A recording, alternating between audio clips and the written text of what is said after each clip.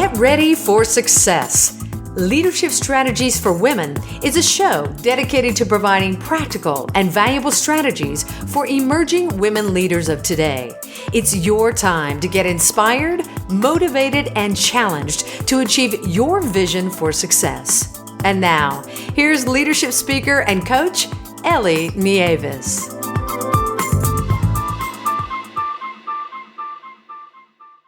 This is the Leadership Strategies for Women podcast, and I'm your host, Ellie Nieves. I'm the founder and president of Leadership Strategies for Women, where I develop seminars and webinars to help high-achieving women show up, speak up, and step up in their careers. To learn more, please visit my website at leadershipstrategiesforwomen.com, or you can follow the Leadership Strategies for Women page on Facebook, Instagram, or Twitter. Here to talk to us today about executive communication is Lisa Morris. With more than 25 years of marketing experience, Lisa is currently the Assistant Vice President of Public Relations and Corporate Communications for Hudson Valley Credit Union. Her career has spanned a variety of industries, including PR consulting, television on-air sales, manufacturing, and engineering. Her responsibilities include all PR efforts, financial literacy programs, community outreach, and governmental relations across the credit union's 12-county field of membership, from Westchester and Rockland counties hugging the Hudson River up to Albany and Saratoga.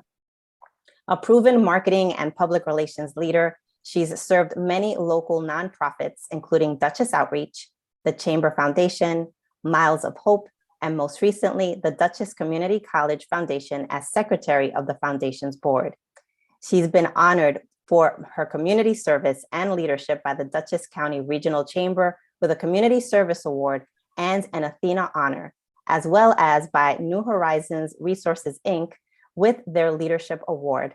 Lisa and her husband, Phil, live in the city of Poughkeepsie and enjoy traveling and spending time with their 6 grandchildren.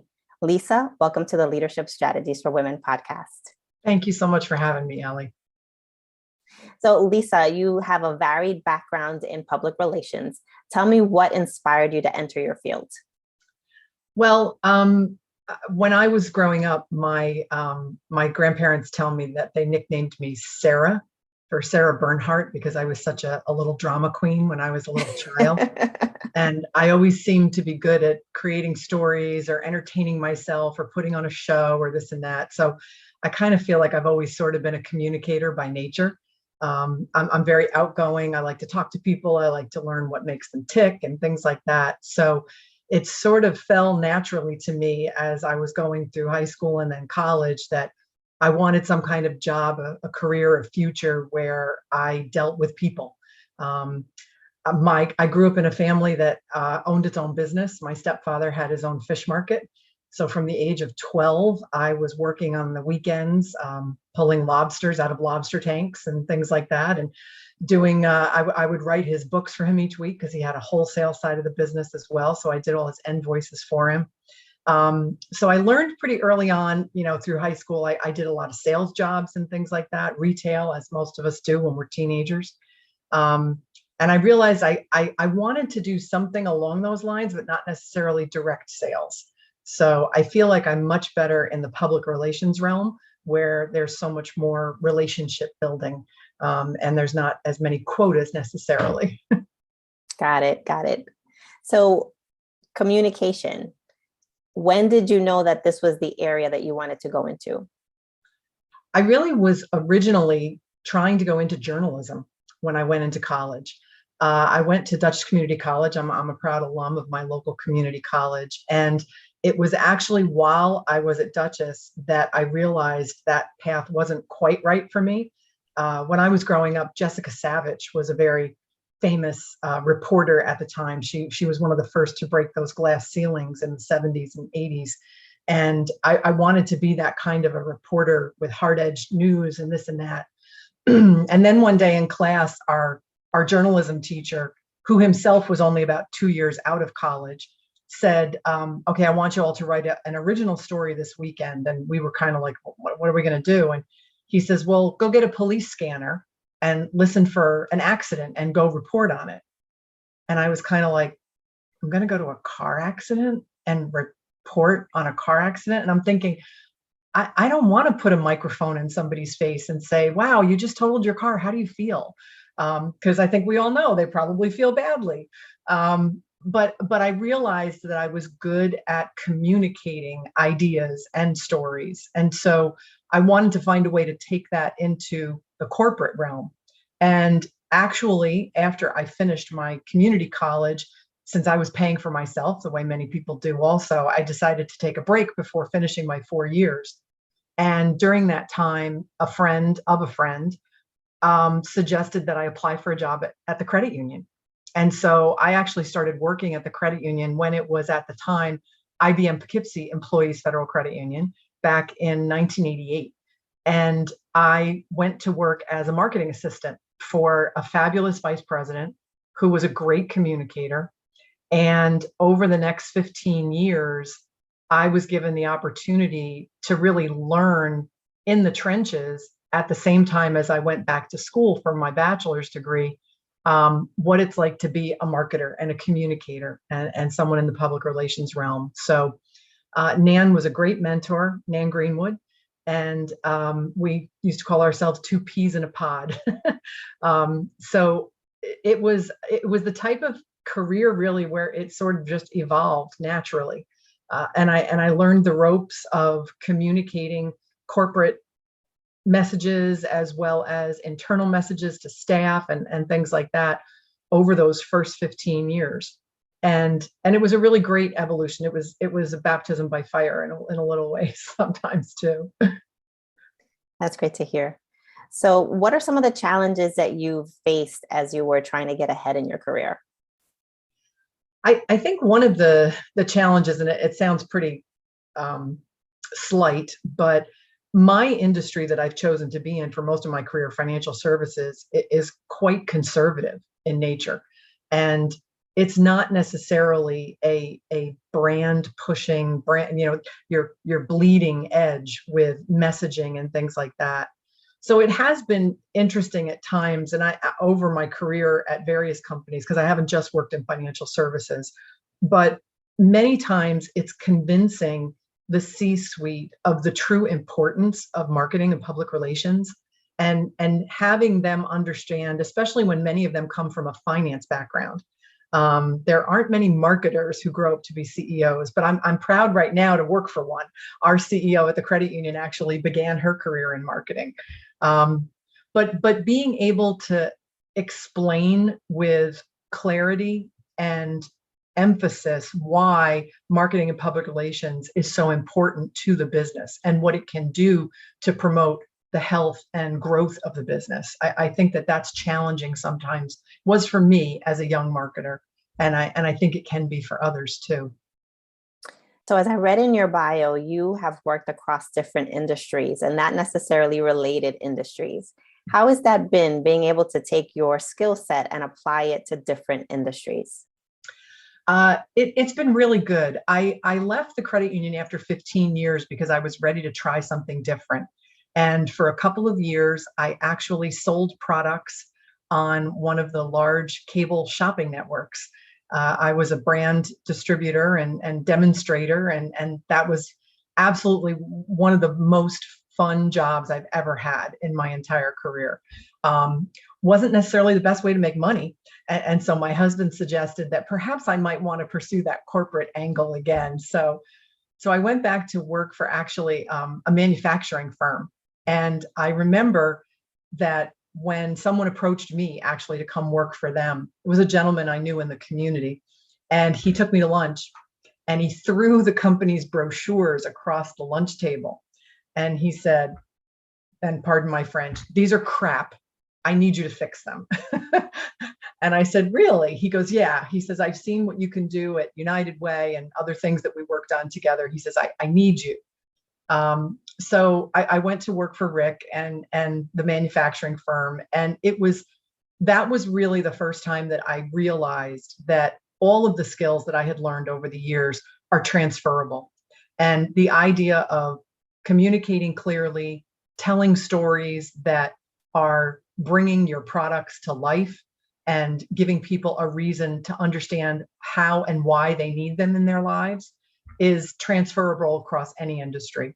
And actually, when I was ready to move on from that, and I pursued a job at an engineering firm, when I was in my interview for the position, they actually said to me, we're really honestly not so sure about this. You're really a marketing person, and you're not an engineer. And I said, well, yes, but the position that's open is for marketing your engineering firm. And they're like, yeah, but you don't have an engineering background. And I said, well, that's because if I had an engineering background, I'd be an engineer. I said, I'd probably be making a lot more money also. I said, but I was able to show them the value of what a professional in the communications and marketing area can bring to the company.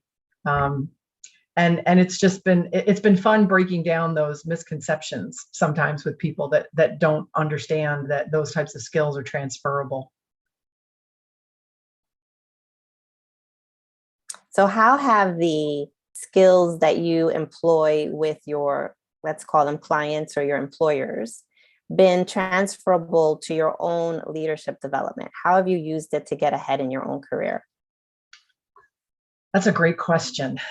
I'm one of those people who has not been as deliberate as I think people think I was in terms of my progression in my career. I think the most important thing that I've learned along the way is that it's so much more important to listen rather than speak. I feel as if when I'm able to connect with people by knowing what it is that makes them tick and what their needs are, it's easier for me to find where I fit in best to help them with that. And that's served me well. I also, many years ago, I met a gentleman named Joe Sweeney, wonderful public speaker, coach.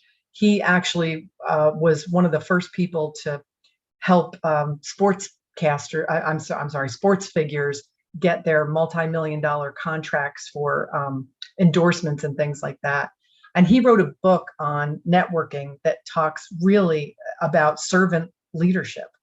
And that when you go into any situation, not thinking, what is in it for me, but what can I do for someone else, that really puts your mindset in a different place from a lot of other people in the room.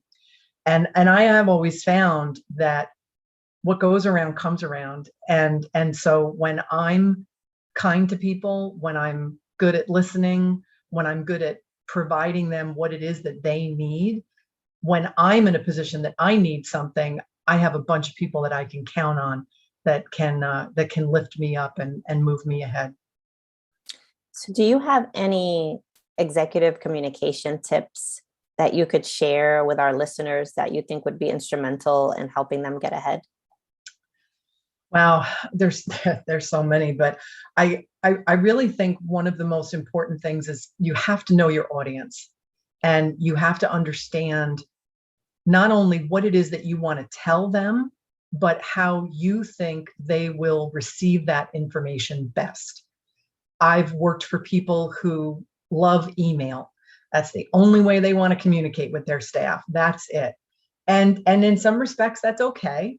But there are other people that will say, well, I'd really like to hear from this person. And an email isn't quite the same as being able to do a speech to a group of staff or something like that. So I think it's important to understand first what it is that your audience needs from you, and then be able to communicate yourself clearly, succinctly, and briefly. I do believe that there are, and sometimes I'm guilty of this, that I like to go on and on. So are there any ways that you recommend that people learn some of these tips? How can they put them into practice? I think the best thing really to do is to do just that, is to practice. When it's kind of funny, but when I was a little kid, I remember sitting with like a bottle of shampoo and reading the ingredients off the back of it, just so I could test myself to see how I pronounced words. And that became something that I enjoy public speaking, and I like doing it, and I'm comfortable in front of an audience.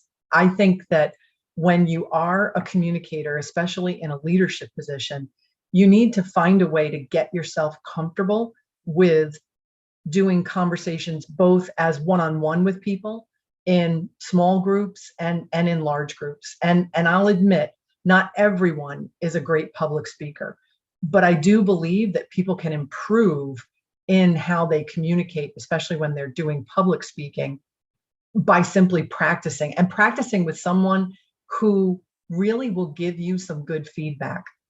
I think there's many times when, of course, it's easy to surround yourself with yes men. Oh, you did a great job. That was so wonderful, blah, blah, blah.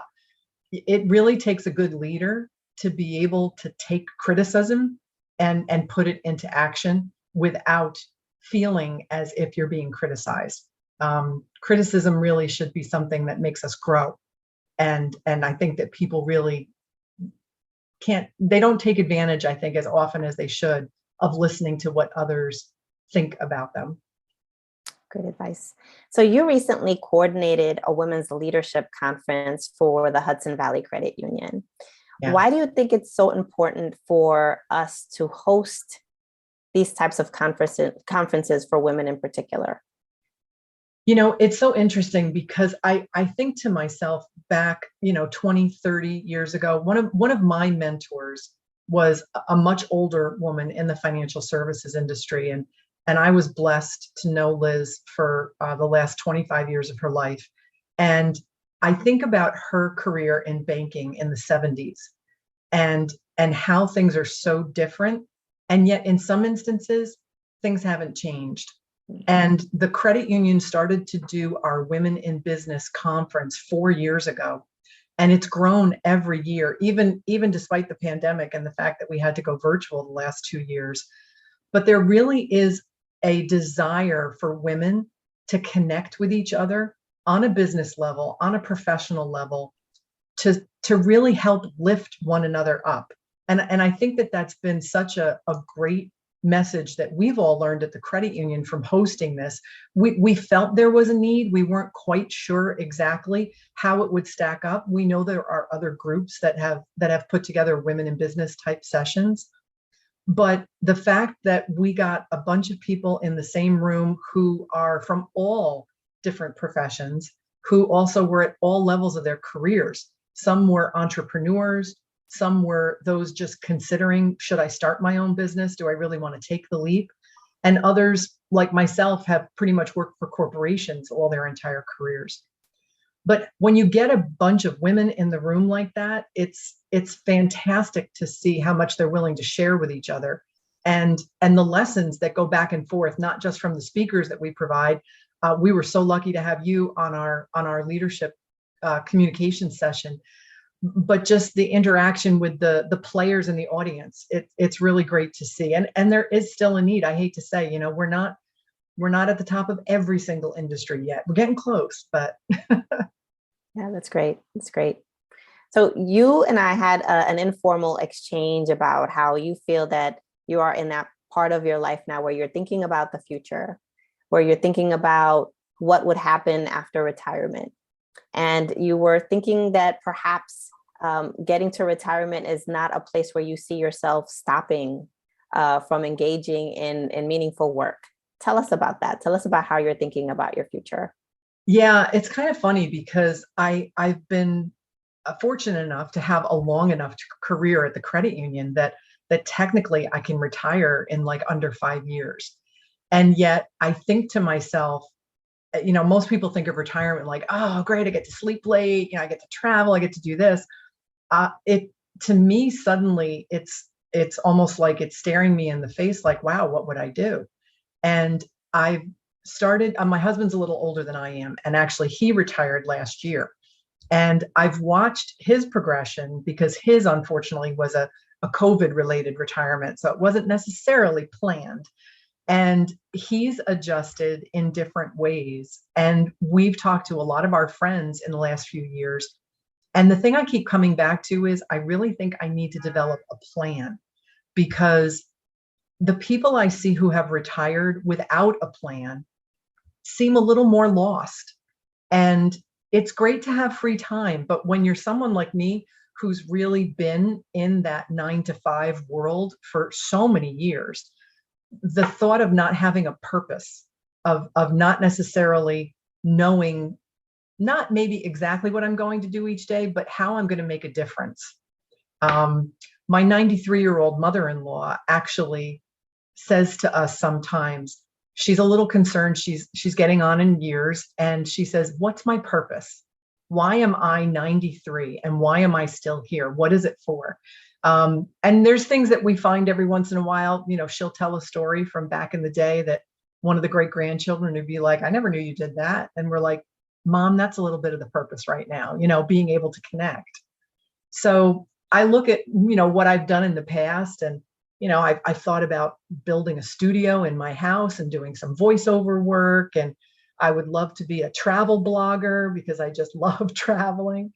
And I feel I'm understanding why more and more I read about women my age and older starting to feel like they're at a new point in their life where they really can try anything, and that I'm fortunate enough to have been taking my own financial literacy advice and saving up and things like that. So it's not as scary maybe to take a leap and do something completely different than what I had been doing for my career. So, but yeah, having that kind of like sneaking up on, it's almost like it's sneaking up on me. And I really love that perspective because I completely agree. I've seen many people in my own family often retire without a plan. And there is that feeling of being lost or not feeling like they're making a meaningful contribution.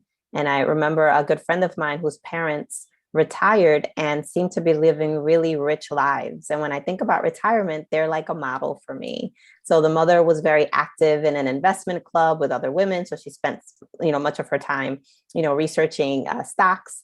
The father was into carpentry, and he would help with local ministries and help with Habitat for Humanity. And then they would go on these like really fun international trips for like 2, 3, 4 weeks at a time. So Wow. they had a really rich perspective when they entered retirement. And I agree that we need to think about what that next phase in our life is going to be like. And it's never too soon to start thinking about that so that when you get there, you're not surprised. Yeah. My grandfather worked for many, many years in the automotive industry and saved, and he and my grandmother always talked about, when we retire, we're going to go to Florida. When I retire, we're going to go to Florida. And unfortunately, my grandmother got ill just before he retired, and she passed away, sadly. And my grandfather said, I'm retired. I'm going to Florida. And he did it, but he really became like he was just retired in Florida. And I loved him dearly, but he had his own circle of friends, and that was about it. But I looked at that and I'm thinking, how do you just stop? And how do you, I can't see myself sitting and watching Netflix every day for 7 days a week. I've got to do something. And really, when people think about it, there is so much need these days.